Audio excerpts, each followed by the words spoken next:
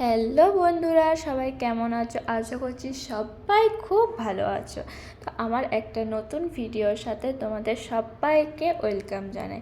তো আজকে আমি বানাবো আলু পরোটা। আর তার জন্য আমি ময়দাটা ফার্স্টেই মেখে রেখেছিলাম, আর তারপরে সেদ্ধ করে রাখা আলুগুলো ভালো করে ছেনে নিলাম। আর তারপরে এর মধ্যে দিয়ে দেব হলুদ গুঁড়ো, জিরে গুঁড়ো, ধনিয়া গুঁড়ো, তারপরে লঙ্কা গুঁড়ো, আর দেবো স্বাদ মতো নুন। আর তারপরে দিয়ে দেব পেঁয়াজ কুচি আর লঙ্কা কুচি, আর আমি একটু আদা গ্রেট করে রেখেছিলাম, সেটাও এখন এর মধ্যে দিয়ে দেবো। তারপরে এটাকে আমি ভালো করে মেখে নেবো। তো দেখো আমার মাখা হয়ে গেছে।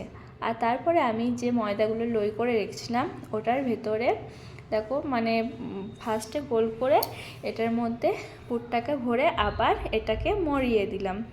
তো আমি এভাবেই সবগুলো মরিয়ে নেব। তো তোমাদেরকে দেখিয়ে দিলাম আমি সবগুলো মরিয়ে নিয়েছি। আর তারপরে একটা চারটি বেলার মধ্যে অল্প কিছুটা ময়দা নিয়ে একটা লই নিয়ে হালকা হাতে বেলে নিলাম। এটা যেন ফেটে না যায়, ওই জন্য হালকা হাতে বেলে নিতে হবে এটাকে।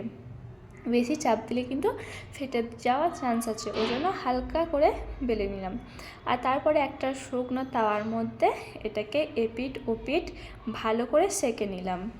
আর তারপরে ওই তাওয়াটার মধ্যেই একটু তেল দিলাম, আর ওই সেঁকে রাখা পরোটাটা দিয়ে দিলাম। আর তারপরে একটু গা দিয়ে তেল দিয়ে দিলাম যাতে সাইডগুলো কাঁচা না থাকে।